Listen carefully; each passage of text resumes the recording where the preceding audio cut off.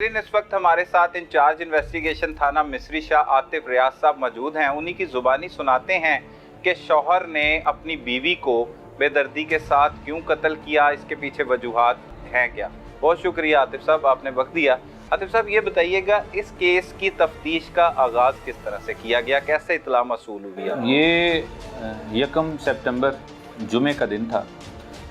5 बजे के करीब 15 पे कॉल मसूल होती है सही कि एक खतून की डेड बॉडी घर में पड़ी हुई है और इसका मर्डर हो गया है। सही मौका पे पहुंचते हैं, 1122 भी मौका पे आ जाती है।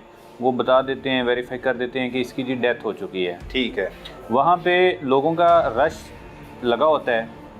उसमें कुछ लोग कह रहे होते हैं कि इसकी करंट लगने से डेथ हो गई है। सही। कुछ लोग कह रहे होते हैं कि इसको इसके खावन ने जहर दे दिया है।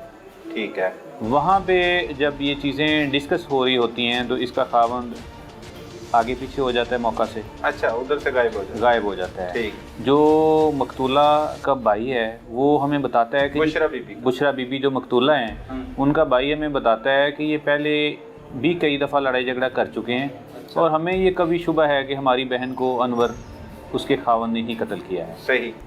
क्योंकि उसके घर में उसकी फैमिली के साथ, उसकी जो अनवर की मकतूला के साथ दूसरी शादी थी जो 8 साल चली। अच्छा। इससे पहले अनवर की जो पहली बीवी थी वो तकरीबन 30 साल बाद अल्लाह को प्यारी हो गई। सही। उसमें 3 बच्चे हैं, उसके 2 शादीशुदा हैं, एक बेटी और एक बेटा, जबकि एक जो बेटा है वो उसका कवारा है। सही। ये सारी फैमिली एक ही घर में रहते थे, एक ही घर में रहते थे। जब हमने मौका पे गए हैं वहाँ पे जो है ना वो हमने सूरत हाल देखी है।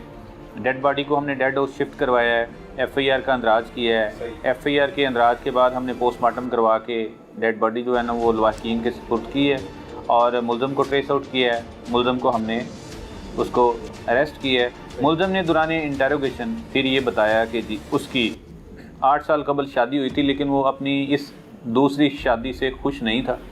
इसमें से उसकी एक 6 साल की बेटी है और अक्सर व बेशतर इनका आपस में लड़ाई झगड़े वाला माहौल रहता था। तकरीबन 1 या 1.5 माह पहले से इसने प्लानिंग शुरू कर दी कि अब मैं इससे एक ही दफ़ा जान छुड़वा लूँ। अच्छा, 1-1.5 माह पहले 1-1.5 माह पहले इसने प्लानिंग शुरू कर दी। इसका एक दोस्त था अमजद मरहूम, वो फौत हो चुका है। उसके बेटे के साथ इसकी इस्लाम दुआ थी।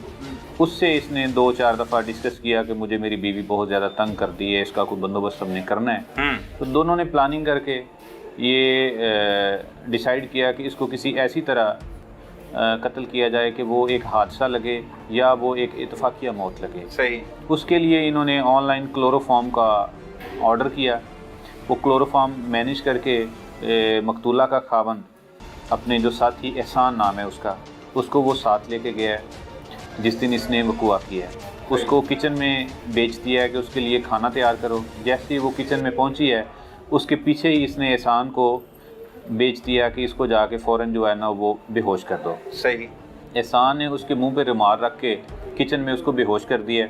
फिर दोनों ने उसको बेहोशी की हालत में ही किचन से उठा के बेडरूम में शिफ्ट किया। बेडरूम में जाके इन्होंने फिर उसके मुँह के ऊपर रुमाल जो था वो दबा के रख दिया। सही। वो रुमाल इन्होंने 15-20 मिनट जो है ना वो उसको दबा के रखा, इसका सांस बंद हो जाए। उसके बाद इस चीज़ को इंश्योर करने के लिए कि आया कि ये बेहोश है या डेथ हो गई है, इन्होंने सैचुरेशन मशीन का इस्तेमाल किया। अच्छा। उसकी फिंगर को लगा के उन्होंने पल्स रेट, उसकी ऑक्सीजन लेवल चेक की। जब इनको इंश्योर हो गया कि अब ये फौत हो चुकी है तो फिर ये वहाँ से दोनों फरार हो गए। इतने टेक्निकल तरीके से मतलब कत्ल किया, क्लोरोफॉर्म मंगवाया गया, क्या मुल्जिम इतना नॉलेज रखते हैं और क्या वजह क्या है इसके पीछे, कैसे रखते हैं? क्योंकि एक उबर चलाता है जो एहसान है जी, दूसरा अनवर है जिसकी उम्र 60 साल है, तो इतना उन्हें कैसे इसमें पता है? अनवर चूँकि अग्रीव था, बेसिकली रंजश जो है ना वो अनवर की थी मकतूला के साथ, उसको परेशानी थी या वो तंग करती थी। अनवर ने फिर जो है ना वो एहसान को इंगेज किया पैसों का लालच देके। सही। उसको एडवांस उसने पैसे दिए जिसकी उन्होंने क्लोरोफॉर्म जो है ना वो ऑनलाइन मंगवाई। उसके अलावा जो 1 to 5 अनवर ने जो है ना वो इस वकूए के बाद, ये मामला निपटाने के बाद उन्होंने जो है ना वो एहसान को 1 to 5 लेके देना था और एहसान को इंश्योर करवाया था कि अगर ये मर्डर हो जाती है तो मैं इसका खामंद हूँ, मैं मुद्दई बन जाऊँगा, तुम्हारे ऊपर मैं कोई हरफ आने ही नहीं दूंगा अगर इस हद तक बात आई भी तो।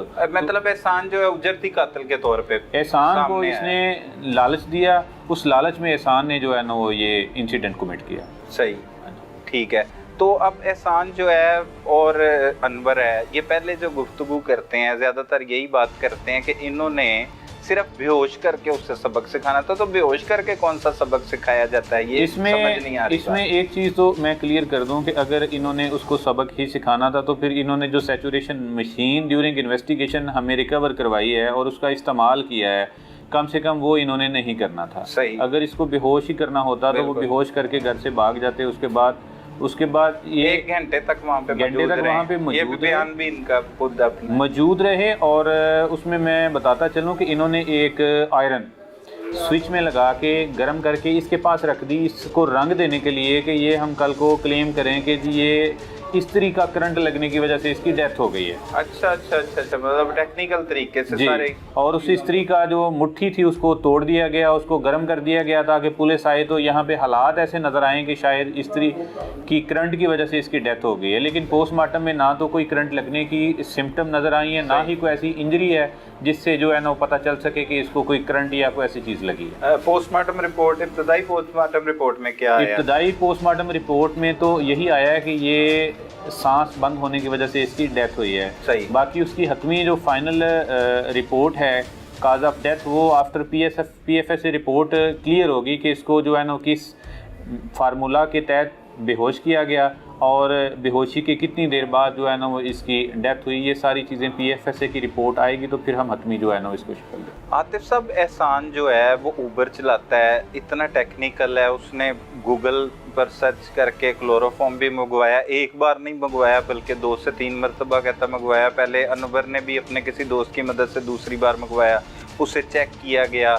वो तो कहता है कि हाजी साहब ने सब कुछ किया, हाजी साहब ने चेक किया। क्या इस काबिल है वो अनवर कि वो चेक करे? और बेसिकली अनवर अगर इस काबिल होता तो वो किसी बंदे की हेल्प ना लेता। उसकी बीवी थी, खामोशी से घर जाता, बीवी को ठिकाने लगा के बाद में बाहर आ जाता।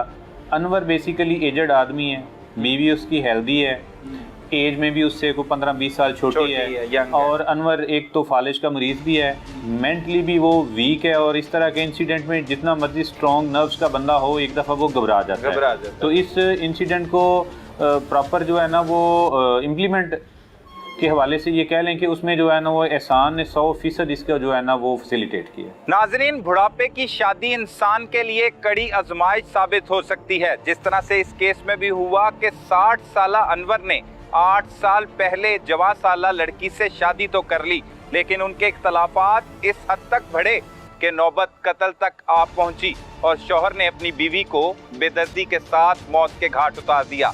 लिहाजा अपने जिंदगी के अहम तरीन फैसले बड़ी तसल्ली के साथ और सोच समझ कर लीजिए, चाहे वो जवानी हो या बुढ़ापा, ताकि ऐसे भयानक नताइज से बचा जा सके।